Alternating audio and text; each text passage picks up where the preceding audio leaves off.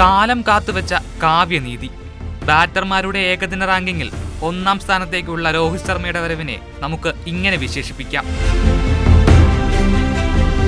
38-ാം വയസ്സിൽ 18 വർഷം പിന്നിട്ട കരിയറിൽ രോഹിത് 1-ാം നമ്പർ ബാറ്ററാകുന്നത് വിമർശകർക്ക് കൂടിയുള്ള മറുപടിയാണ്.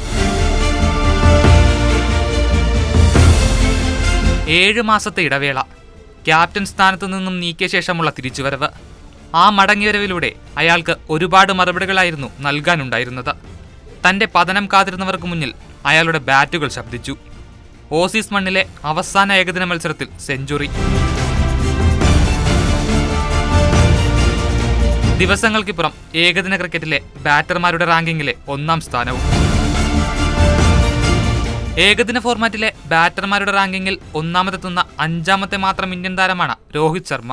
സച്ചിൻ ടെണ്ടുൽക്കർ, MS ധോണി, വിരാട് കോഹ്ലി, ശുഭ്മാൻ ഗിൽ എന്നിവരാണ് ഇതിനു മുൻപ് പട്ടികയിലെ 1-ാം സ്ഥാനം അലങ്കരിച്ചിട്ടുള്ളത്. 26-കാരൻ ഗില്ലിനെ മറികടന്നുകൊണ്ട് പട്ടികയുടെ തലപ്പത്തേക്ക് എത്തിയ രോഹിത് ഏകദിന ബാറ്റർമാരിൽ 1-ാം നമ്പറിലെത്തുന്ന പ്രായം കൂടിയ താരമായി മാറിയിട്ടുണ്ട്.